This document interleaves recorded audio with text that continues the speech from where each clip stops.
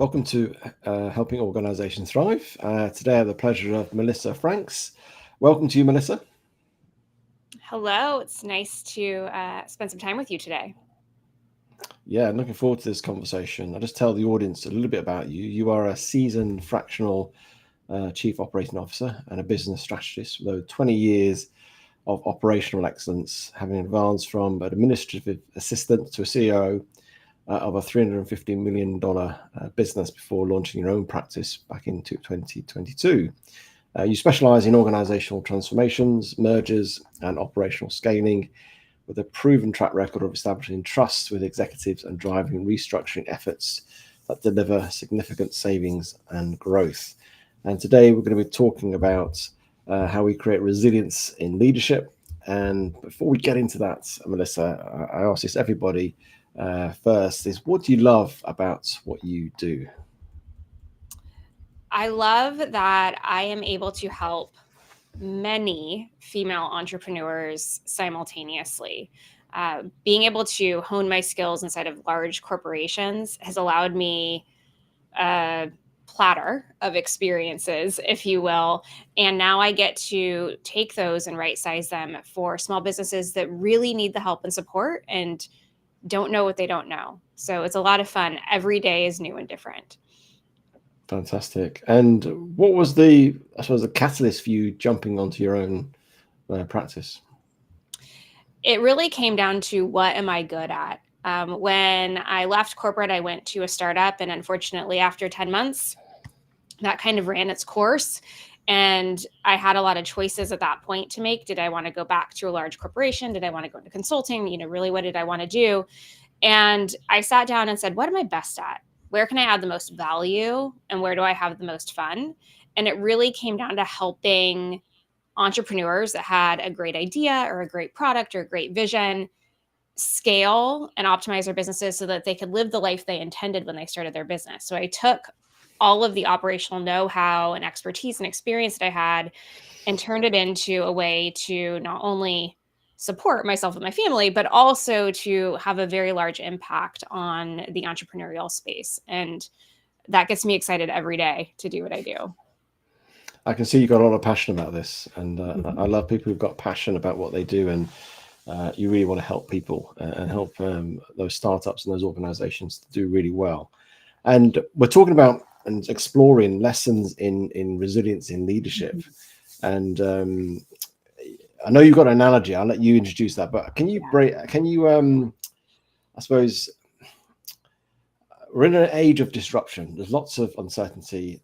There's lots of, and that's not just from our own sort of sectors, but it's a global thing now. And so from an operational perspective, what are you seeing as the biggest sort of resilient challenges that leaders are facing today? So many years ago, we used to talk about change management and how individuals process through change in very different ways. Some of them are verbal processors, some of them are internally, some have very long change curves and very short change curves. And what the reality is that our world is moving so incredibly fast. Your technology is changing, the political and economic landscapes are changing. What's even happening in your own backyard day to day is changing.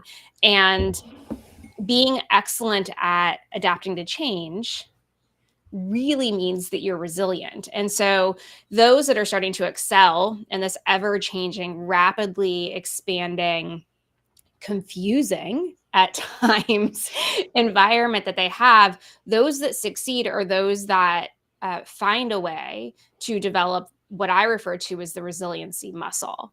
I don't see it as a skill. I actually see it as something that you have the opportunity to strengthen and develop over time through life experience. Fantastic. And I agree with you. I think resilience is a muscle, and I think it's something that we can develop, we can hone, we can strengthen. Just like going to the gym, you do weights, you get stronger, and I think it's exactly the same thing with resilience. And so, from your perspective, from your understanding, and from your experience, how have you strengthened your resilience muscle, and how can we help other leaders who are listening right now to strengthen their resilience muscle? So I like to use resilience and problem solving kind of in tandem, because really what developing resilience is strengthening your ability to look at options and opportunities and solve problems. That's really all that it is. And the faster and better you get at that, the more regulated you stay as that goes through, the stronger your resilience muscle is. There's an analogy that I like to use to describe it. It helps anybody kind of visualize it. So anybody watching this needs to be prepared to think about basketball just for a minute. And I think we all at least know what the game is and a little bit about what happens. Basketball players do something that is the best demonstration of resilience that I can come up with. And it's that when they have the ball and they're driving down court, they've developed a plan in their head. They know exactly what they want to do. I have the ball, I'm going to shoot to make a basket and score, or I'm going to pass, or I'm going to try to get through this defender. There's always a plan and a strategy as they're running down the court with the ball. And at some point, they have to stop. And one foot is always planted, and it's called the pivot foot. So really, it's the pivot point. It doesn't move. If they move that foot, the other team gets the ball. So they have to really leave it standing there. But what they do, if they can't take the action they were hoping to take, shoot the basket, pass the ball, etc., is the first thing they do is look up and out.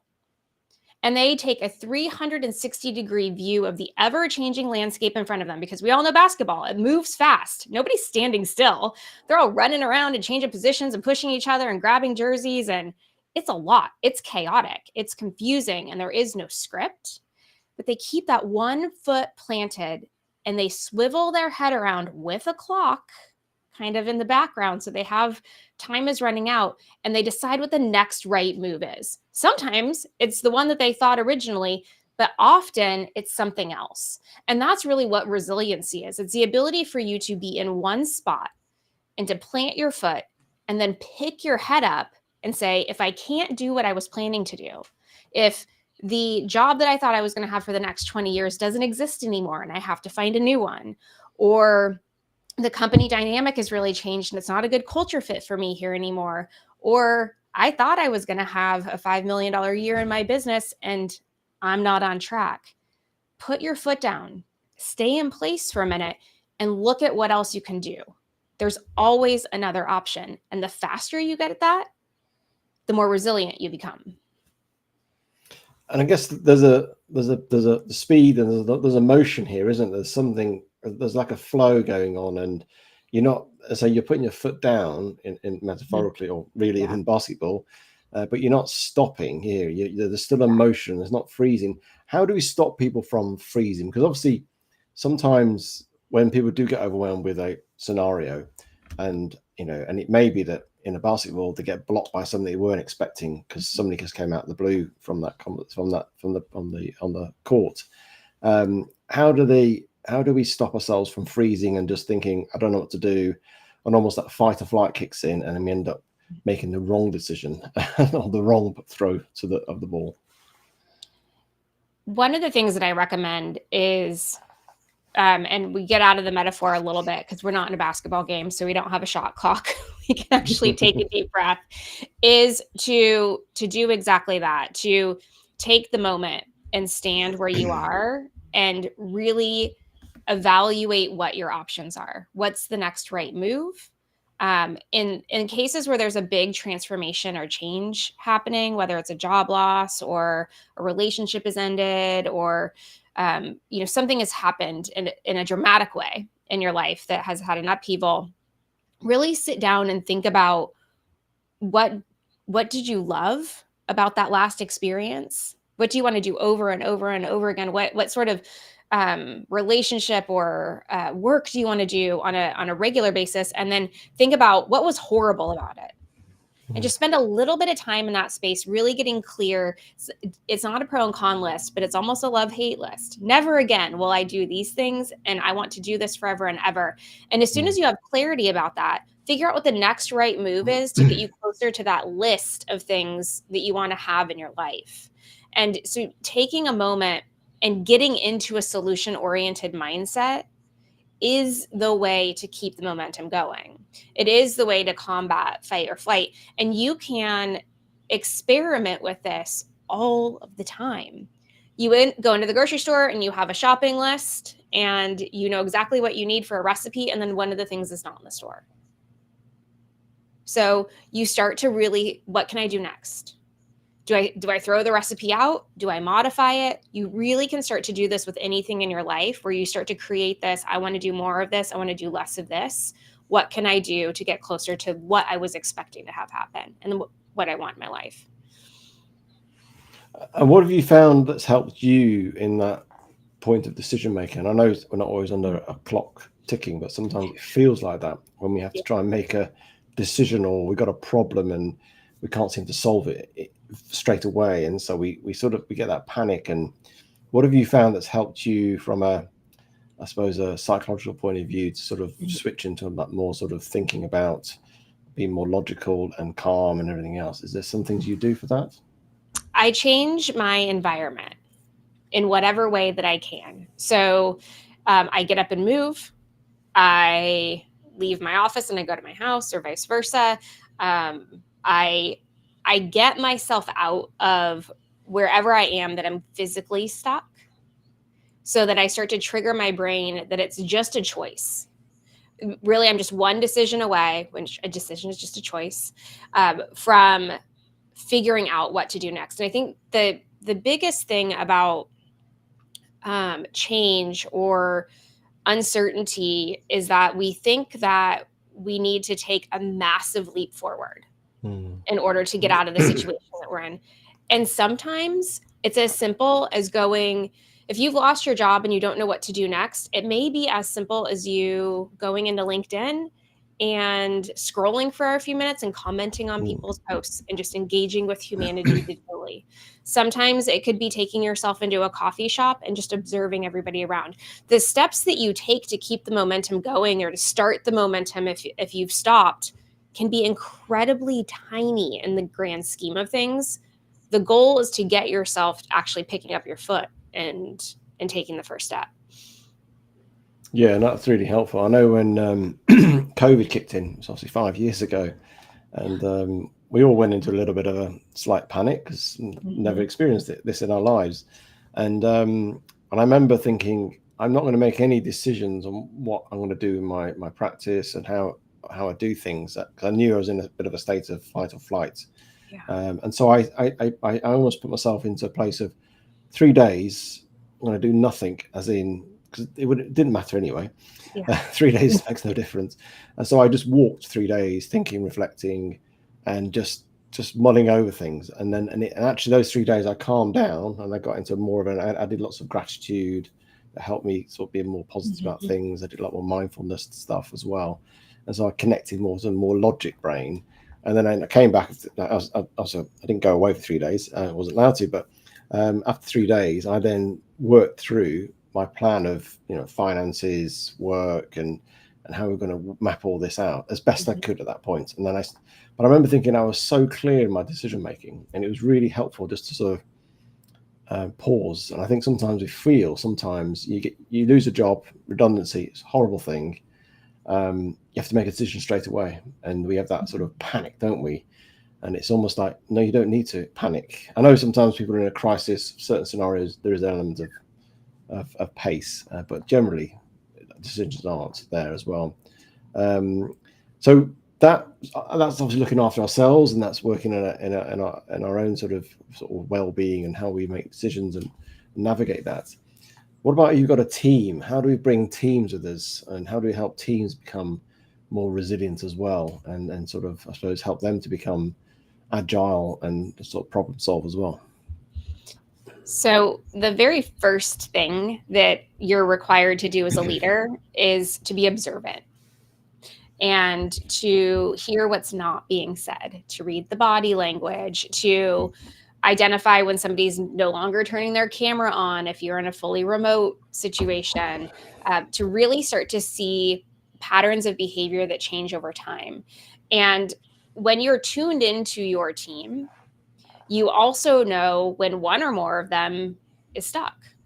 You know when one or more of them is disappointed that they didn't get the results that they wanted or the promotion that they wanted, or are really struggling with something that was out of their control inside of the business. So the first thing that you need to do as a leader is be incredibly observant. The second thing is to demonstrate your resiliency openly and in a very vulnerable fashion. You need to be over communicative with the team. I tried this thing and it failed, blew up in my face. I had, I attempted to get this account with this client and they didn't want, this was the feedback I got. Being able to share setbacks that you have had professionally or personally, depending on the environment that you're in with your team, and then showing them how you worked through and overcome and have gotten to the other side because you have the success that they wanted or the job that they wanted. That starts to demonstrate to them that there is hope and a way forward. And so when you observe and you demonstrate and you're vulnerable, then when you open up to have conversations with them about, we are downsizing and you are doing the job of two people because your coworker left, it allows you to have a conversation about grieving the fact that that human's not there, grieving the old world where they didn't have twice as much work, and then helping them navigate through that, because not only have you done it and you've demonstrated to them that they can trust you, but you're actually building a relationship where they can be psychologically safe to tell you where they're struggling. And that's how you walk side by side with them to help them go through. And then what you find is the next time that there's something that happens, because there always is, it's business. We're not in a land where things stay the same. They now start to know that you're somebody that they can talk to openly about where they're struggling or where they're not seeing the way forward. And this will develop resiliency with themselves and give them the tools to work on it together over time. You said a ton of stuff there. I just want to. No, it's really good stuff, and it's the that role modeling piece where the leader's more vulnerable. I think that there's so powerful. I think role modeling is underrated or undervalued of how powerful being a role model or being aware of the impact you have on others through demonstration things. The vulnerability, I think that's good, because I think often people think, don't they, that leaders have it. It's perfect and you've got to be completely all together and not know what's going on. And I think actually it's sometimes helpful to say, do you know what, I did this didn't work, or actually I'm just finding it's hard to navigate at the moment. I'm just sort of reaching out as a team, and it's okay to be like that. And I think that really helps, doesn't it, in teams? It does. And there's a misconception by leaders that that's oversharing. And just like social media, you get to cultivate and decide what you are going to demonstrate vulnerability with, what you're going to open up. So you don't need to expose your whole personal life. You don't need to expose every failure point in your career, especially those ones that are always going to be a little bit tender for whatever reason. We all have a few of them. So you get to pick. However, by choosing, what you also get to do is show that you are a whole human, that you are fallible, and that they can come to you because you have a point of understanding that will create common ground when they're having anything that comes their way that they really need to work through. How do we decide on that oversharing, It's a tricky one, isn't it? What's the wisdom you found that's helped you? And I guess it might vary. Everybody's different. Clearly, we're all different. Yeah. What have you found helpful? Do you have a guide in your head or a way of thinking this is okay to share or not to share? And it's that balance of being, are we truly open, transparent? Are we being authentic ourselves? Or are we holding back? What's your wisdom on that? So one of the things that I was always very quick to do when I had a large team was, as publicly as possible, communicate when I messed up. I'll never forget, I had just taken over the procurement team and I fast-tracked a contract. I thought it was doing all the right stuff and we needed to move fast. And I skipped about 50 controls, literally like blew the whole process out of the water. And I had a procurement analyst, lowest woman on the totem pole, come into my office. She was super brave. to communicate to me that I had caused this big mess and all this paperwork needed to be done, that needed the CEO to sign things and some other things. And I felt horrible. Not because I made the wrong business decision, but because I made her life so much harder. And so I walked out into the floor where there were about 100 people there, and as loud as I possibly could, I apologized. Wow. I messed up. I didn't read the policy documents. I didn't ask for help. I just did what I wanted to do, and I am so sorry. And so, how did that feel doing that? How did it feel? I mean, it wasn't an easy thing to do. I very consciously had to give myself a little pep talk and say, "You're about to eat some humble pie here." But I knew that it was the right thing to do for the team because I was brand new to managing them, and I also knew we were struggling getting everybody else to follow the rules. So the worst thing was now you have a leader that's like, screw the rules. We don't, we don't need to follow them. So I was losing credibility also by doing that. And so it wasn't the most fun experience. I will tell you though, that years and years later, I had employees come up to me and say that was the moment that they knew that they could trust me because I was able to put my ego aside for the sake of the team and the business. And so I think it's not so much as like getting everybody around the campfire and telling this really vulnerable story about how you got laid off and what you did next. Sometimes it's in the immediate actions that you take that demonstrates that you get it and that you can be trusted and that you do have a code of ethics that everybody can kind of understand and see. And then I demonstrated over time that I did follow the rules and I meant what I said. That's fantastic. And I think if more leaders would do that, own up and say they messed up, and this is what I've learned from it, it's a way of building that psychological safety, isn't it? Where people actually, it's okay to mess up.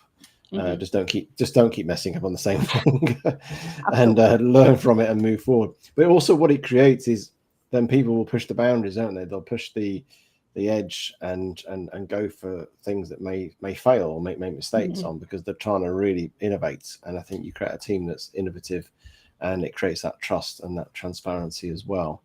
We talked earlier on about resilience is sort of pivoting and sort of bouncing back type of thing. It's and you said it as well. It's about problem solving, isn't it? It's ultimately solving a problem. That's that ability to navigate a challenge or a problem or a boulder in your way, and how you get around it is problem solving.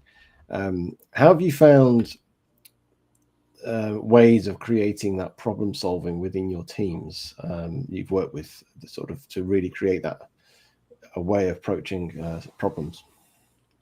So I cultivate a environment of asking for help and being very clear that the strengths of the collective are what move the mountain. You can move the needle, so to speak. You can make small adjustments on your own based on your own expertise.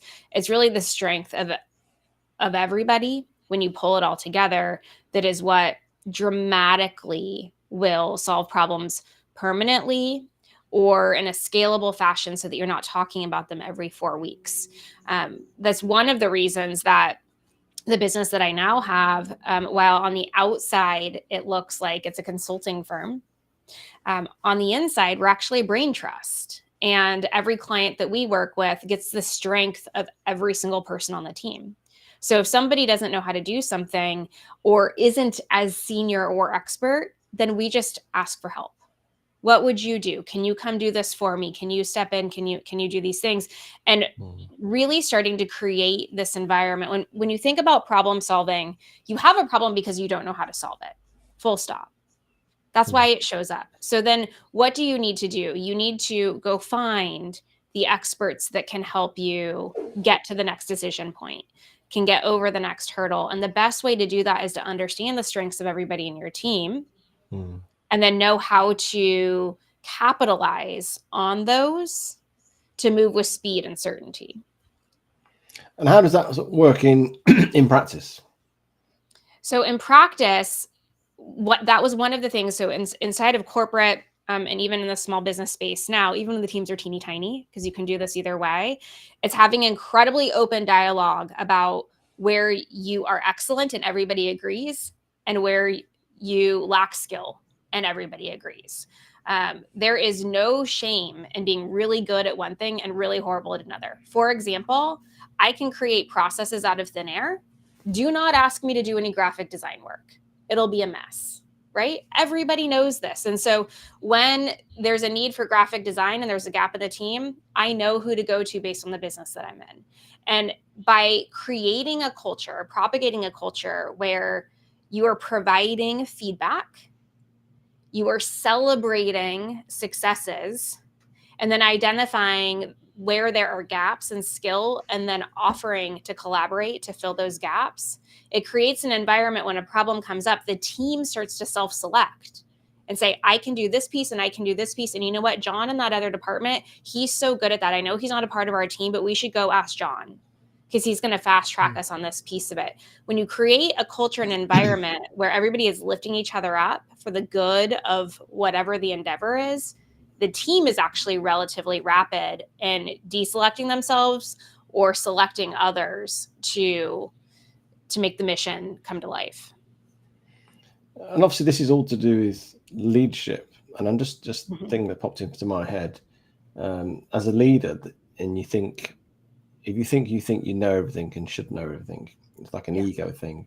Yeah. How do you overcome that sense of ego when you know there's other people in the team that are probably better skilled at particular aspects of solving a problem or any sort of aspect within your organization? How do we put ego aside? How do you get rid of that? And so we can allow the team to really flourish and use the mind of the team. So there are two things. And one, and I welcome to Melissa. She's very direct. You as the leader, you as the manager, you as the executive, you are rewarded based on results. Full stop. Most of the time, nobody cares how you got there. It's just that you hit the revenue target, you scored the accounts, you hit the KPIs, etc. And the best way for you to get those accolades and recognition is to leverage the best and the brightest to make it happen.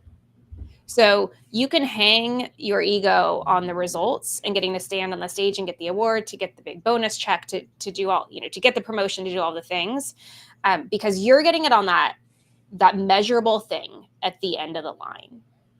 So the best thing that you can do is focus on the best and how to exploit the best of each person on your team so that you can get there.